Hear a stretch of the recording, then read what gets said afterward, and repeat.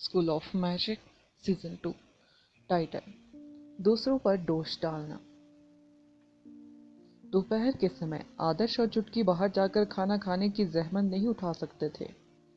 उन्होंने Canton tower की सबसे ऊंची मंजिल पर जगह ढूंढी और कुछ कैंटोनीज व्यंजनों का आनंद लिया जिन्हें उन्होंने डिलीवरी के लिए मंगवाया था।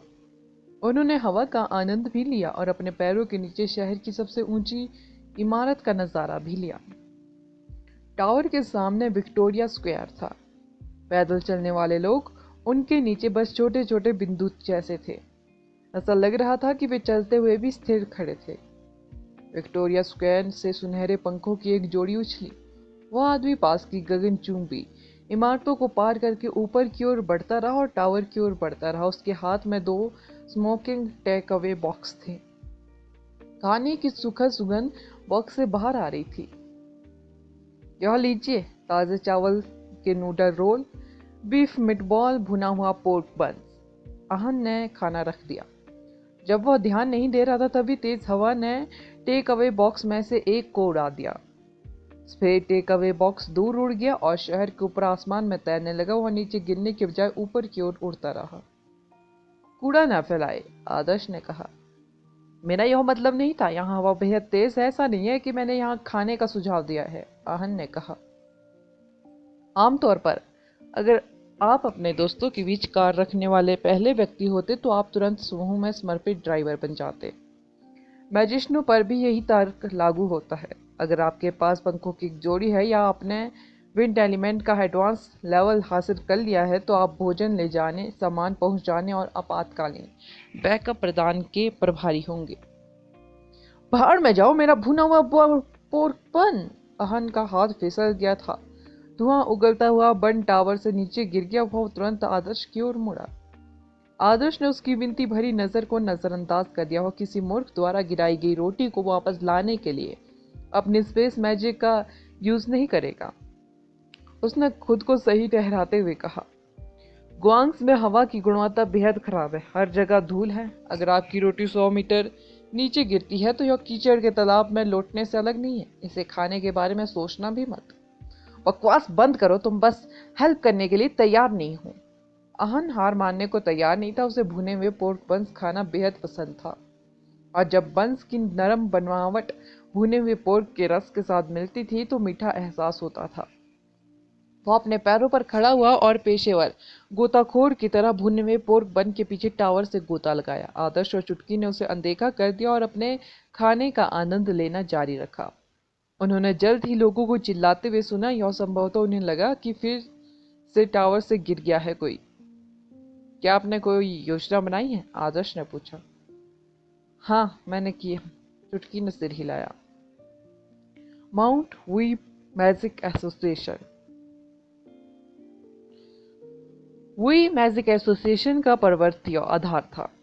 वुई मैजिक एसोसिएशन मुख्य रूप से नानलिंग पर्वत के दक्षिण के क्षेत्रों के लिए जिम्मेदार था। One eyed magic wolf horde पर नजर रखने के अलावा फरजाना और आसपास के प्रांतों की सुरक्षा के लिए भी जिम्मेदार थे।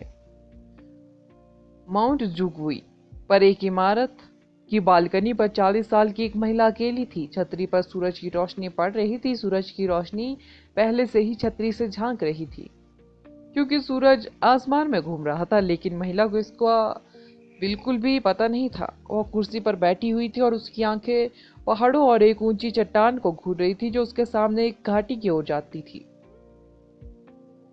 क्या उन्हें कुछ पता चला? असंभव। मैं इतनी सतर्क थी, कोई रास्ता नहीं था कि वे मुझे पकड़ सके, महिला ने बड़बड़ाते हुए कहा। उसकी आंखें बेचैनी से इधर उधर घूम रही थी। उसने अपनी पैंट को कसकर पकड़ लिया तथा कुछ देर बाद अपनी पकड़ ढीली कर दी। महिला खड़ी होगी और ऐसे बुदबुदाई जैसे उसने मन बना लिया हो, मैं उन्हें मुझे ढूंढने नहीं दे सकती। एक युवा महिला एनफोर्सर महिला के पास आई और धीरे से पूछा, कौन आपको ढूंढने की कोशिश कर रहा है, आंटी चैंगिंग? क्या आपने सुना? लिंगिन मैजिक एसोसिएशन की एल्डर इशाना की हत्या कर दी गई थी। जाहिर है उसे हत्यारों के हॉल ने मारा था। मैजिक एसोसिएशन के उच्च अधिकारी इस बात से बिल्कुल नाराज है। उन्होंने हथियारों के हॉल के लोगों को शिकार करने का ऑर्डर दिया है। चेंग यिंग ने एनफोर्सर की तरफ देखा। जब उसे पता चला कि एनफोर्सर उससे कुछ कहने के लिए उकसाने की कोशिश नहीं कर रहा था तो उसकी आंखों में जो उग्र भाव थे वो गायब हो गए। चेंग यिंग ने कहा, मुझे कुछ काम निपटाने हैं, कृपया मेरी ओर से सुपरवाइजर को बता देना। चाची, क्या आप ठीक है? क्या आप अब सुपरवाइजर नहीं हैं? क्या धूप में कुछ समय बिताने के बाद आपका दिमाग खराब हो गया है? एनफोर्सर ने मजाक किया। ओह, मुझे सुपरवाइजर कुमार को रिपोर्ट करने की आदत हो गई है और 10 साल तक सुपरवाइजर रहे, चैंग यिंग ने समझाया। मुझे यकीन नहीं हो रहा है कि सुपरवाइजर कुमार अचानक बीमार पड़कर इस्तीफा दे देंगे। वैसे अगर वे बीमार नहीं हो पड़ते तो मैं शर्त लगाती कि आप भी सुपरवाइजर नहीं बनती। एनफोर्सर ने बिना सोचे समझे कहा। बकवास, ऐसा कुछ कभी मत दोहराना। चैंग यिंग ने उसे सख्ती से डांटा। उसका चेहरा उदास था। मुझे खेद है, ये शब्द मेरे मुंह से निकल गए। युवती ने तुरंत माफी मांगी। बाकी लोगों से कहो कि मैं अगले 2 दिन बिजी रहूंगी। उनसे कहो कि अगर कोई इंपॉर्टेंट काम हो तो एल्डर को बताए। जरूर, लेकिन आंटी आप कहाँ जा रही हैं? तुम बेहद सवाल पूछ रही हो। मैंने तुम्हें तुम्हारी माँ से इसलिए नहीं लिया कि तुम अपने सवालों से मुझे परेशान कर सको। बस जैसा कहा जाए वैसा करो। वैसे ईशाना ने हमें एक इनक्रिप्टेड मैसेज भेजा है जिसमें बैकअप मांगा गया है। किसी को मत बताना कि मैंने तुम्हें मैसेज कुनमिंग मैजिक एसोसिएशन को भेजने के लिए कहा था, क्योंकि उसने गंतव्य के रूप में कुनमिंग को निर्देशित किया था। अब जब ईशाना मर चुकी है तो उच्च अधिकारी अपनी उंगलियां इधर उधर उठाएंगे। यदि तुम दोष नहीं लेना चाहती हो तो तुम्हें इसे गुप्त रखना होगा। चैंग यिंग ने उसे चेतावनी दी। वे इसके लिए मुझे क्यों दोषी ठहराएंगे? मैं तो बस प्रोटोकॉल का पालन कर रही थी, सुष्मिता ने कहा। एक एल्डर की मृत्यु हो गई है, इसलिए किसी को इसकी कीमत चुकानी होगी। अगर वे अपराधी को नहीं ढूंढ पाते हैं तो वे अपने सीनियरों या लिंगेन मैजिक एसोसिएशन के सामने खुद को स्पष्ट नहीं कर पाएंगे। वे निश्चित रूप से एक बलि का बकरा ढूंढ लेंगे, और बलि का बकरा आमतौर पर कोई ऐसा व्यक्ति होता है जिसने छोटी सी गलती की हो, भले ही वह सामान्य रूप से उनकी बोहें भी ना उठाए। एक छोटी सी गलती जानलेवा हो सकती है, भले ही आपका उससे कोई लेना देना ना हो, चैंग यिंग ने कहा। मैं इसे गुप्त रखना सुनिश्चित करूंगी। आंटी, आप मेरे साथ बेहद अच्छी है। अगर आप पिछले कुछ सालों से मुझे यह नहीं बताते कि मुझे क्या करना है तो मैं नीचे से कुछ भी नहीं होती। मेरी माँ ने मुझे शराब पीने और मुझे पीटने के अलावा कुछ नहीं सिखाया, लेकिन अब जो पहले मेरे साथ बुरा व्यवहार करते थे वे भी मेरे साथ सम्मान से पेश आ रहे हैं, क्योंकि उन्हें पता चला है कि मैं अब एक एनफोर्सर हूं, सुष्मिता ने कहा। तुम मेरे प्रति आभारी हो? चैंग यिंग ने अपनी भौहें उठाई और भोली भाली युवती से पूछा। बिल्कुल। तो फिर मैं तुमसे एक काम मांगती हूँ, और किसी और को मत बताना। मैं उन पर बिल्कुल भी भरोसा नहीं करती, खासकर यह जानने के बाद कि हमारे बीच एक गद्दार है। मैं नहीं चाहती कि वे मेरी योजना में कोई गड़बड़ी करे, चैंग यिंग ने कहा। कोई समस्या नहीं है। माउंट जुगी के पश्चिम में 2 पहाड़ों के बीच फ्लाइंग क्लिफ ब्रिज था। दूसरे पहाड़ पर एक बार एक त्रासदी हुई थी, इसलिए इसे तब से छोड़ दिया गया था। फ्लाइंग क्लिफ ब्रिज एक सजावट के रूप में समाप्त हो गया। एक युवती पुल के किनारे लटकी हुई थी। उसके पैर घाटी की एक नदी के ऊपर लटक रहे थे। चाची! लड़की ने संघर्ष करते हुए अपने पैरों को लात मारी। उसके शरीर को एक विशेष शक्ति ने जकड़ रखा था जिससे वह कोई जादू नहीं कर सकती थी। वह एक साधारण इंसान से अलग नहीं थी। रस्सी उसके पीले गले के चारों ओर मजबूती से बंधी हुई थी। उसका चेहरा नीला पड़ रहा था और उसकी आंखें ऊपर की ओर घूम रही थी। उसके मुड़े हुए चेहरे से पता चल रहा था कि वह बेहद दर्द से घुट रही थी। क्या मैंने तुमसे नहीं कहा था कि अगर तुम अपना जीवन त्याग दोगी तो तुम्हारी आत्मा हमेशा के लिए जीवित रहेगी? महान योगदान देने वाले लोग परलोक में राज करेंगे। तुम्हें अब दूसरों से ऑर्डर नहीं लेने पड़ेंगे, ना ही तुम्हें कष्ट होगा या तुम खुद को हीन महसूस करोगी। जाओ, एक ब्लू डिक्कन के रूप में मैं तुम्हें मृत्यु का साम्राज्य प्रस्तुत करती हूँ, चैंग यिंग ने बहुशून्यता से कहा। सुष्मिता डर से अभिभूत थी। उसे महिला द्वारा कही गई एक भी बात समझ में नहीं आई। वह बेहद दर्द में थी और डरी हुई थी। उसे समझ में नहीं आ रहा था कि जिस आंटी ने उसे इतने अच्छे तरीके से पाला, वह उसके साथ ऐसा क्यों कर रही है? वह गरीब और दीनहीन परिवार में पैदा हुई थी। उसकी माँ उसे हर दिन डांटती और पीटती थी और उसे कभी न खत्म होने वाले काम करने के लिए मजबूर करती थी। और उसकी चाची ही थी जिसने उसे उसकी माँ से बचाया था जब उसने प्लांट एलिमेंट को अवेक और एक हाई स्कूल में दाखिला दिलाया।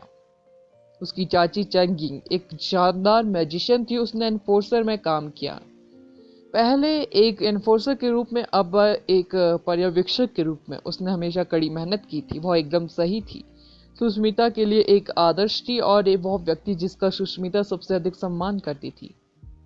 सुष्मिता हमेशा चैंगिंग को अपना माँ मानती थी, जबकि उसकी जैविक माँ एक बदमाश के अलावा कुछ नहीं थी। जिस महिला को वो अपनी माँ मानती थी वो ऐसा क्यों करेगी? उसके सामने जो कुछ हो रहा था वो किसी बुरे सपने से भी बदतर था। जिस महिला ने उसे नई जिंदगी दी थी वो अचानक शैतान बन गई थी। जिसने बेरहमी से उसके गले में रस्सी बांध दी थी, उसकी गर्दन पर पकड़ धीरे धीरे मजबूत होती गई। पिछले 10 सालों में उनके बीच माँ और बेटी का रिश्ता महिला को कोई झिझक नहीं देता था। भले ही वह पकड़ को थोड़ा नरम कर सके, भले ही वह उसे समझा सके कि ऐसा क्यों करी है। सुष्मिता ने अपना सिर उठाने की पूरी कोशिश की। वह जानती थी कि उसके पास जीने के लिए ज्यादा समय नहीं है, लेकिन उसने कोई नफरत नहीं दिखाई। महिला ने उसे सब कुछ दिया था, इसलिए जब महिला ने उसे मारना चाहती थी तो उसने शिकायत नहीं की। वह बस यह देखना चाहती थी कि क्या चैंगिंग को ऐसा करने के लिए मजबूर किया गया था। वह देखना चाहती थी कि क्या महिला भी उसी तरह दर्द में है जैसे वह थी, ताकि वह देख सके कि वह अनिच्छा का कोई संकेत दे रही है या नहीं। लेकिन वहां कोई नहीं था, बिल्कुल भी नहीं। वह महिला एक अजनबी की तरह थी। एक ठंडी हवा लाश पर बेरहम कोड़े की तरह जोर से चल रही थी। धीरे धीरे उसका तापमान खत्म हो गया। फ्लाइंग क्लिफ ब्रिज से लटकी लाश धूप में खुली पड़ी थी और हवा चलने से हिल रही थी। सुष्मिता की कोमल त्वचा बेहद शुष्क होने के कारण फटने लगी थी। पुल के पास एक तख्ता लटका हुआ है, ऐसा लग रहा है कि यह गिर जाएगा, एक गश्ती अधिकारी अचानक चिल्लाया। दूसरे अधिकारी ने गौर से देखा। एक तख्ता? यह एक शव जैसा दिखता है। यह सचमुच है। भगवान, हेल्प के लिए किसी को बुलाओ। School of magic next episode title मुख्य प्रत्यर्पणकर्ता। उस रात आदर्श, चुटकी और आहन माउंट वुई पर्वतन संघ में पहुंचे। ये माउंट वुई गया। जल्दी ही उन्होंने देखा कि जगह गड़बड़ थी और स्पष्ट था कि कुछ हुआ था। वे मुख्य हॉल में गए और देखा कि कुछ लोग अजीब निगाहों से आपस में बात कर रहे थे। मुख्य हॉल में एक महिला उदास होकर रो रही थी। वे भारी और निराशाजनक माहौल से आगे बढ़े और कुछ एनफोर्सर को देखा। मुझे लगता है कि सुष्मिता है जिसे आप ढूंढ रहे हैं, आदर्श और उसके दल का नेतृत्व कर रहे एनफोर्सर ने बोहें सिकोड़ते हुए कहा। आदर्श ने कहा, हम एक कदम पीछे हैं। और तुम हो? एक बुजुर्ग ने आदर्श और उसके दल को संदेह से देखा। यह आदर्श है, जो वर्ल्ड कॉलेज टूर्नामेंट का सबसे मजबूत प्रतिभागी है। ये दोनों उसके साथ ही है। वे एल्डर ईशाना की हत्या की जांच कर रहे हैं, एनफोर्सर ने जवाब दिया। एनफोर्सर प्रिवेंटिव कमेटी के मेंबर थे। उन्हें मैजिक एसोसिएशन के मेंबरों की जांच करने का अधिकार था। सचिव ने उन्हें जांच में आदर्श की सहायता करने के लिए कहा था। माउंट वुई मैजिक एसोसिएशन के एल्डर विनाश ने पूछा, एल्डर ईशाना की हत्या का हमसे क्या संबंध है? हमें पता चला है कि मैजिक एसोसिएशन में एक गद्दार ईशाना की मौत के लिए जिम्मेदार था। हमें अभी पता चला है कि गद्दार माउंट वुई मैजिक एसोसिएशन में है और ईशाना थी, सुष्मिता थी। हालांकि अब वो मर चुकी है, आदर्श ने कहा। विनाश ने बोहें सी कोड़ ली। उसने गहरी आवाज में कहा, हमें लगता है कि यह आत्महत्या थी। उसने अपराध बोध के कारण आत्महत्या कर ली। कौन सोच सकता था कि सुष्मिता शैतान नगरी में से एक थी। उसे एहसास हो गया होगा कि उसकी पोल खुल चुकी है, इसलिए उसने आत्महत्या करने का फैसला किया। बाकी भीड़ में शोर मच गया। माउंट वुई मैजिक एसोसिएशन के मेंबरों को उम्मीद नहीं थी कि यह सब इस तरह से होगा। उन्होंने तुरंत सुष्मिता द्वारा किए गए सभी कामों और उसकी संपत्ति की जांच की। प्रक्रिया सुचारू रूप से संचालित हुई। उन्हें जल्द ही पता चल गया कि सुष्मिता ने गोपनीय जानकारी लीक की थी और उसके द्वारा बाहरी लोगों को जानकारी भेजने के निशान भी मिले। उन्हें उसके सामान में ऐसी चीजें भी मिली जिनमें संभवतः उसकी पहचान शैतान नगरी में से एक के रूप में हो सकती थी। माउंट वुई मैजिक एसोसिएशन इस खोज से हिल गया। उन्हें कभी संदेह नहीं था कि इतनी कम उम्र की एनफोर्सर शैतान नगरी की जासूस हो सकती है। ना ही उन्हें इस बात का कोई अंदाजा था कि वह प्रतिज्ञा के पेड़ को कैसे धोखा दे सकती है। मुझे लगा कि हमें आखिरकार कोई सुराग मिल गया है, लेकिन वह फिर से गायब हो गया। शैतान नगरी कितना चालाक है, आहन ने गुस्से से कहा। अगर वे सुष्मिता को पकड़ पाते तो वे आसानी से शैतान नगरी के उस मेंबर का पता लगा सकते थे जिससे वह कांटेक्ट कर रही थी। उस व्यक्ति के पास अब कम से कम ब्लू डिकन का पद होगा जो उन्हें कोल्ड प्रिंस तक ले जा सकता था। अब चूंकि सुष्मिता मर चुकी थी इसलिए निशान भी गायब हो गए थे। हाँ, हम फिर से शुरुआती स्थिति पर आ गए हैं, आदर्श ने असहाय होकर कहा। हमें आगे क्या करना चाहिए? आहन ने पूछा। हम और क्या कर सकते हैं? यहाँ निशान रुक गया है, हम सिर्फ कुछ और सोच सकते हैं। चलो कल सुबह वापस आते हैं। अब हम सुष्मिता की लाश लेकर आएंगे ताकि हम लिंगिन मैजिक एसोसिएशन को समझा सके, आदर्श ने कहा। मुझे लगता है कि हम इतना ही कर सकते हैं। सुष्मिता की मौत के तीसरे दिन उच्च अधिकारियों ने माउंट वुई मैजिक एसोसिएशन की गहरी जांच की। इसके मेंबरों पर बेहद बुरा असर पड़ा। मेंबरों, प्रवर्तकों, पर्यवेक्षकों और एल्डर सभी को उच्च अधिकारियों के क्रोध का सामना करना पड़ा। सौभाग्य से यह सब खत्म हो गया था। सुष्मिता और मकना ने ईशाना की मौत की कीमत चुकाई थी। आधे महीने बाद माउंट वुई मैजिक एसोसिएशन सामान्य स्थिति में वापस आ गया और शांति धीरे धीरे कम होगी। सुपरवाइजर चैंगिंग ने कुछ समय के लिए छुट्टी मांगी। एल्डर विनाश को कोई आपत्ति नहीं थी। आखिरकार मैजिक एसोसिएशन अब मंदी में था क्योंकि उन्हें पता चला कि उनके बीच एक गद्दार है। उनके लिए थोड़ा ब्रेक लेना जरूरी था। चैंगिंग माउंट वुई मैजिक एसोसिएशन को बिना कोई निशान छोड़े छोड़ गई। जाने के बाद उसने सबसे पहला काम एक उजाड़ वेदी को ढूंढकर उसे एक्टिवेट करना था। वेदी उसकी आत्मा से जुड़ी हुई थी। उसने दर्द सहा और मैजिक एसोसिएशन के मेंबर के रूप में ली गई शफरत को जबरन तोड़ दिया। व्रत तोड़ने से उसकी आत्मा को बेहद नुकसान पहुंचा। वह कमजोर होकर जमीन पर गिर पड़ी और उसे होश आने में काफी समय लगा। उसने वेदी के पीछे एक काला पत्थर खोदा। वह लड़खड़ाती हुई पास के तालाब में गई और पत्थर को पानी में डाल दिया। पानी तुरंत काला हो गया और उसकी सतह पर चैंगिंग का पीला चेहरा दिखाई देने लगा। चैंगिंग ने एक अजीब सा स्पिल बुदबुदाया। तालाब की सतह पर कुछ लहरें दिखाई दी। इसने तुरंत एक राक्षस का लाल लाल मुखौटा पहने हुए व्यक्ति की छवि प्रदर्शित की। क्रिम्सन डेमन, यह मैं हूं, ब्लू टीकन ईगल आई, चैंगिंग ने कहा। मास्टर कोल्ड प्रिंस ने हाल ही में आपका जिक्र किया है। आपने अच्छा काम किया है। आपके वापस आने के बाद हम आपको ग्रेट डिक्कन के पद पर पदोन्नत करने पर विचार कर सकते हैं, लाल लाल राक्षस का मुखौटा पहने हुए व्यक्ति ने उत्तर दिया। चैंगिंग खुशी से भर गई। उसका शरीर उत्साह में कांप रहा था। हालांकि उसे जल्द ही अपनी स्थिति का एहसास हो गया और उसने कहा, मेरा भेद खुल गया है, लेकिन मैं उस लड़की के साथ उन्हें धोखा देने में कामयाब रही जिसे मैंने बलि का बकरा बनाने के लिए लंबे समय से तैयार किया था। मैजिक एसोसिएशन में कोई भी चैंगिंग और सुष्मिता के बीच संबंधों के बारे में नहीं जानता था। चैंगिंग ने कभी भी सुष्मिता को किसी और के होने पर उससे मिलने की परमिशन नहीं दी थी। ना ही उसने लड़की को दूसरों के सामने अपनी चाची कहने की अनुमति दी थी। इसलिए सुष्मिता की मौत के बाद उसे फंसाया नहीं गया। बेशक सुष्मिता को इसकी पूरी जानकारी नहीं थी। आप बेहद अलर्ट है। आपको पहले से ही पता था कि ऐसा कुछ होगा। आदमी मुस्कुराया। उच्च अधिकारियों ने माउंट वुई मैजिक एसोसिएशन को छोड़ दिया है। मुझे नहीं लगता कि मुझे अब यहाँ और रहने की जरूरत होगी। मैं मैजिक एसोसिएशन को छोड़ने और संगठन में वापस लौटने के लिए कोई उचित बहाना ढूंढ लूंगी, चैंगिंग ने कहा। बहुत बढ़िया। कोल्ड प्रिंस एक बेहतरीन योजना तैयार करने में बिजी है, इसलिए उसे निश्चित रूप से कुछ हेल्प की जरूरत है। अपने निशान साफ करने के बाद उसके पास जाओ। मैं तुम्हें लेने के लिए एक एक्स्ट्रेडिटर भेजूंगा, आदमी ने कहा। Thank you Master Crimson Demon. कृपया मास्टर कोल्ड प्रिंस को मेरा विनम्र अभिवादन भेजे। चैंगिंग ने झुककर एक विनम्र सेवक की तरह अपने सामने की चट्टान को चूमा। चैंग यिंग गुफा से बाहर निकली और छुट्टियां बिताने की अपनी योजना पर आगे बढ़ी। इतने सालों के बाद आखिरकार वह वापस अपने घर जा सकती थी।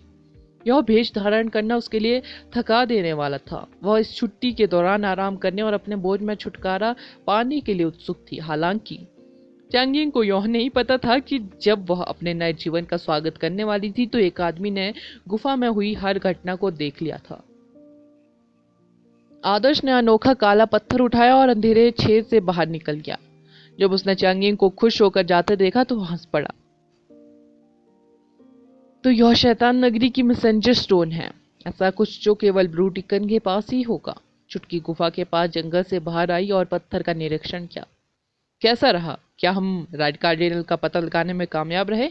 आहन ने पूछा। आदर्श ने अपना सिर हिलाया और कहा, वो क्रिम्सन डीमन नामक एक आदमी से बात कर रही थी। उसने कहा कि वह उसे लेने के लिए एक एक्सट्रैडिटर भेजेगा। वो मुख्य प्रत्ययनकर्ता होना चाहिए। मुझे उम्मीद नहीं थी कि उसका पद इतना ऊंचा होगा कि वह प्रत्ययनकर्ता से सीधा संपर्क कर सके। मेरी बहन ने मुझे पहले शैतान नगरी के मुख्य प्रत्ययनकर्ता के बारे में बताया था। मुख्य प्रत्ययनकर्ता रेड कार्डिनल से भी अधिक रहस्यमयी है, क्योंकि वे केवल मुख्य प्रत्ययनकर्ता के पास ही शैतान नगरी के मेंबरों की पूरी सूची होती है। यह चैंग यिंग स्पष्ट रूप से एक घातक शतरंज का मोहरा है, जिसे शैतान नगरी ने बेहद पहले ही मैजिक एसोसिएशन में रखा है। अगर वह मुख्य प्रत्ययनकर्ता से ऑर्डर ले रही है, चुटकी ने बड़बड़ाया। आदर्श ने पूछा, इसका मतलब है कि अब हम वास्तव में शैतान नगरी के अधिकारियों से निपट रहे हैं। शैतान नगरी अपने मेंबरों की पहचान छिपाने की अपनी क्षमता के लिए बदनाम था। उनके ज्यादातर सदस्य आम नागरिक की तरह छिपे हुए थे। वे मानव टाइम बम की तरह थे जो समाज के लिए बेहद बड़ा खतरा थे। हाँ, वह मुख्य प्रत्यर्थ होना चाहिए, लेकिन दुर्भाग्य से वह चैंग यिंग को उठाने वाला नहीं है, अन्यथा हम उसे नीचे ले जा सकते थे और कोल्ड प्रिंस को बाहर निकाल सकते थे, चुटकी ने कहा। हाँ, वह केवल एक प्रत्ययनकर्ता को भेज रहा है, जिसका अर्थ है कि वह खुद को नहीं दिखाएगा। मुझे लगता है कि हम अभी इस चैंग यिंग को छूने का जोखिम नहीं उठा सकते। अगर कोई प्रत्ययनकर्ता उसे शैतान नगरी वापस ले जाने के लिए आ रहा है तो हम उनके गुप्त ठिकाने तक उनका पीछा कर सकते हैं और कोल्ड प्रिंस या मुख्य प्रत्ययनकर्ता की असली पहचान जान सकते हैं, आदर्श ने कहा। यह बेहद जोखिम भरा कदम था। संभावना है कि ईशाना ने भी यही किया होगा, जिसके कारण अंततः उसकी मौत होगी। हालांकि इसका मतलब यह नहीं था कि आदर्श और चुटकी पीछे हट जाएंगे। प्राचीन राजधानी क्याप्ता ने आदर्श पर बेहद ज्यादा भावनात्मक प्रभाव डाला। वह अपने देश में फिर से ऐसा नहीं होने देगा। हालांकि आदर्श भी लापरवाही से काम नहीं कर सकता था। शैतान नगरी क्रूर और अलर्ट था। ईशाना जैसे होशियार व्यक्ति भी उनसे नहीं बच पाई। आदर्श उसके नक्शे कदम पर चलने को तैयार नहीं था। आगे का हर कदम बर्फ की पतली परत पर चलने जैसा था। उसे कोई भी कदम उठाने से पहले सावधानी से सोचना पड़ेगा। अगला एपिसोड जानने के लिए बने रहे मेरे इस चैनल के साथ। Thank you.